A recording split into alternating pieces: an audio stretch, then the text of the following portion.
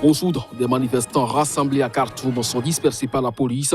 Ils réclamaient la réintégration au sein de l'armée de certains soldats contraints à la retraite.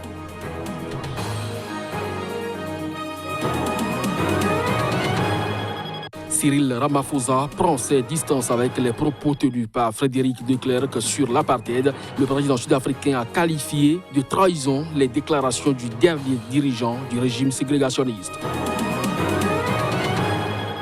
Le Premier ministre du Lesotho, Thomas Thabane, ne se présentera comme prévu devant la justice ce vendredi. Il est parti en Afrique du Sud pour raisons médicales, a annoncé son secrétaire personnel. C'est là les grands titres à développer au cours de ce journal. Mesdames, Messieurs, bonsoir et bienvenue au Soudan. Des manifestants rassemblés à Khartoum sont dispersés par la police. Ils réclament la réintégration au sein de l'armée de certains soldats contraints à la retraite. Les flics ont fait usage de gaz lacrymogène.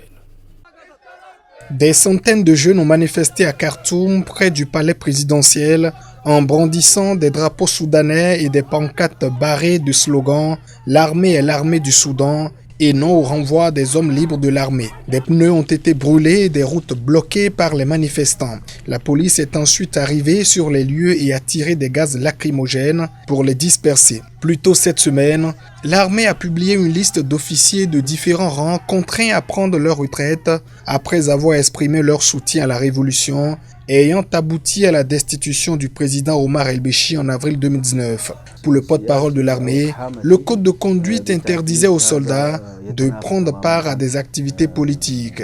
Sur les réseaux sociaux, une campagne a rapidement été lancée par des militants pour soutenir un lieutenant écarté par l'armée pour avoir soutenu leur révolte qui avait été déclenchée en décembre 2018 contre l'augmentation du prix du pain avant de réclamer la chute du régime d'Omar el-Béchir aujourd'hui en prison. L'association des professionnels du Soudan, fer de lance de la révolte, est à l'origine de la manifestation du jeudi. Dans un communiqué sur Facebook, elle a condamné l'usage excessif de la force et la répression policière et a appelé le Premier ministre à limoger le ministre de l'Intérieur et des officiers supérieurs de la police. Cyril Ramaphosa prend ses distances avec les propos tenus par Frédéric de Klerk sur l'apartheid. Le président sud-africain a qualifié de trahison les déclarations du dernier dirigeant du régime de ségrégation. Celui-ci a affirmé que l'apartheid n'était pas un crime contre l'humanité.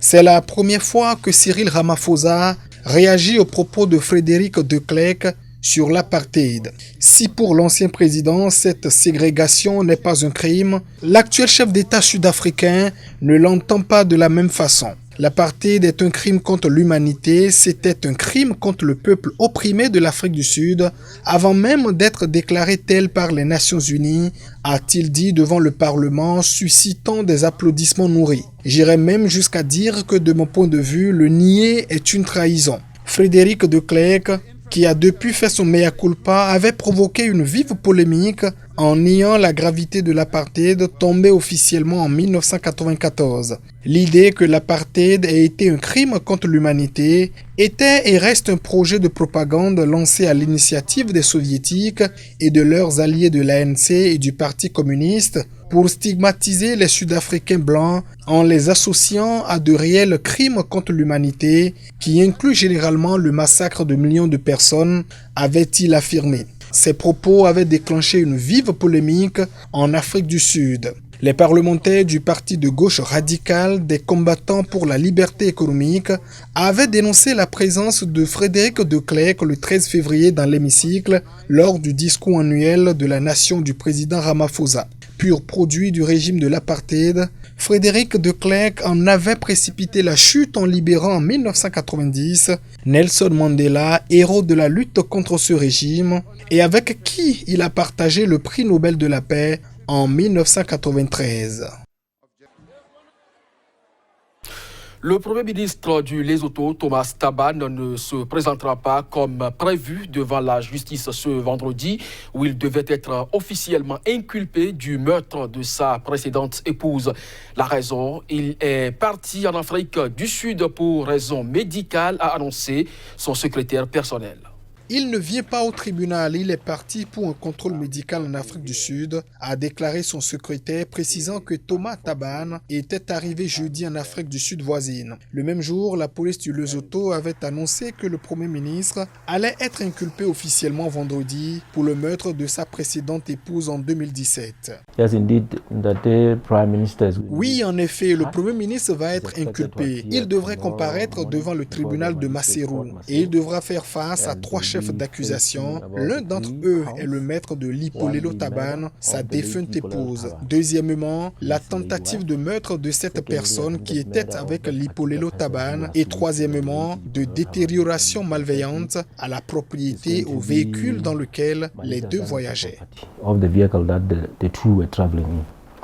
La précédente épouse du Premier ministre, Lipolelo Thabane, a été assassinée le 16 juin 2017 alors qu'elle rentrait chez elle en voiture dans la capitale Maseru. Le couple était en instance de divorce. 2 mois plus tard, Thomas Thabane a convolé un juste noces avec Maïsaï Thabane, âgé aujourd'hui de 43 ans. L'enquête sur le meurtre de Lipolelo Thabane a piétiné pendant 2 ans, mais depuis quelques semaines, c'est coup de théâtre sur coup de théâtre. L'épouse actuelle du chef du gouvernement a été inculpée début février du meurtre de sa rivale. Elle est actuellement en liberté sous caution. Devant ce chaos, le parti de Thomas Thabane, la convention de tous les Basoto, fait pression depuis des semaines sur le Premier ministre pour qu'il démissionne. Jeudi, lors d'une allocution à la radio et la télévision publique du Lesotho, le chef du gouvernement a annoncé qu'il quitterait son poste d'ici fin juillet.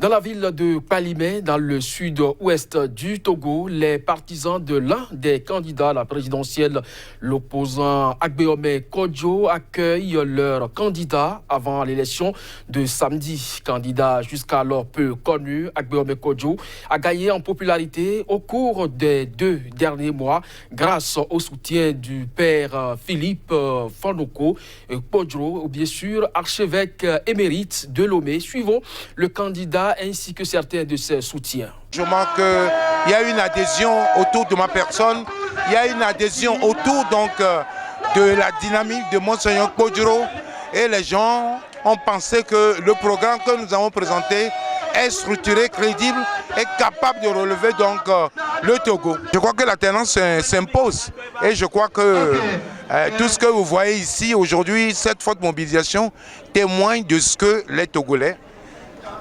attendent le 22 février pour célébrer cette alternance qui a mis du temps du mois à venir. Je vais créer toutes les conditions de la renaissance de la confiance en allant libérer les prisonniers politiques et également en favorisant le retour des exilés politiques. Je pense que par ce acte et par la formation du gouvernement qui sera pluriel, les Togolais vont recommencer du moins à avoir de l'espérance et avec cela, nous pourrons rebâtir le pays. Agbeome va amener l'alternance, c'est pas qu'il peut. Il va amener l'alternance au Togo. L'universitaire et militante féministe ougandaise Stella Nyanzi, condamnée à 18 mois de prison en première instance pour avoir harcelé en ligne le président Yoweri Museveni, est sorti du tribunal de Kampala après avoir été acquitté en appel. Un véritable soulagement pour ses proches. Le juge Peter Adonio l'a acquitté mercredi en appel et a également rejeté un appel du parquet concernant l'accusation de propos offensants. L'universitaire s'est adressé aux dizaines de ses partisans réunis devant le tribunal en leur demandant « Pourquoi étais-je emprisonné ? Pourquoi suis-je resté en prison pendant autant de mois ?» Madame Nyanzi avait été inculpée et placée en détention en novembre 2018 pour avoir posté sur son compte Facebook des propos jugés obscènes à l'encontre du président Museveni et de sa mère, décédée en 2001. Dans ses commentaires, elle avait fait référence à l'anniversaire du chef de l'État et regretté dans un langage cru que celui-ci ait vu le jour. En août 2019, elle avait été condamnée à 1 an et demi de prison pour harcèlement en ligne, même si le tribunal n'avait pas retenu à son encontre l'accusation de propos offensants. En 2017, Mme Nyanzi avait déjà été arrêtée et placée en détention pour avoir notamment comparé le président Museveni au pouvoir depuis 1986 à une paire de fesses. Chercheuse associée à la prestigieuse université de Makerere à Kampala, Mme Nyanzi est titulaire d'un doctorat sur les sexualités en Afrique. Ses commentaires sur Facebook, où elle est suivie par plus de 2000 personnes, divisent la société ougandaise, un pays largement conservateur, mais dont une partie de la population, notamment au sein de la jeunesse, souhaite le départ du président. L'édition 2020 de Martin Luther King Contest de Slam s'est tenue le week-end écoulé au Bénin. Il s'agit d'un concours de slam qui permet aux Américains de célébrer non seulement la culture et l'histoire des États-Unis, mais aussi l'anniversaire de Martin Luther King. En collaboration avec l'Institut supérieur des métiers de l'audiovisuel, l'ambassade des États-Unis près le Bénin a célébré l'édition 2020 de Martin Luther King Contest de Slam. La compétition, qui est devenue une tradition dans le mois de février de chaque année depuis 2017, vise à promouvoir la liberté d'expression, l'activisme, donner la parole aux jeunes et encourager l'utilisation et la promotion de la langue anglaise chez les jeunes béninois. Elle est également une occasion pour les Américains de rendre hommage au Dr King pour le rôle important qu'il a joué dans la lutte pour les égalités raciales. Dr King nous a montré le pouvoir des mots.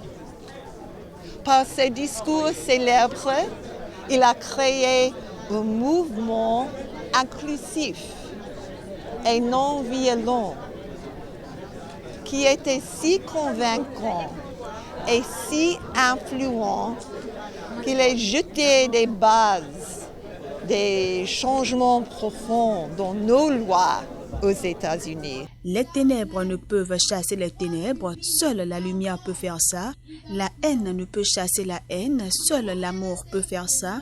C'est le titre du slam qui a permis à Afonion Joseph, 13 ans et élève en classe de 4e, de remporter le premier prix dans la catégorie junior. Il est suivi de Aboul, Idilal et Unsa Esther, tous deux deuxièmes. Au niveau des seniors, Atinopo Gloria et Keke Junior sont les premiers. Ils sont suivis de Maman Djalilou, deuxième. Moi, j'ai développé sur la porte du Nord-Retour. En écrivant, j'ai ces sensations.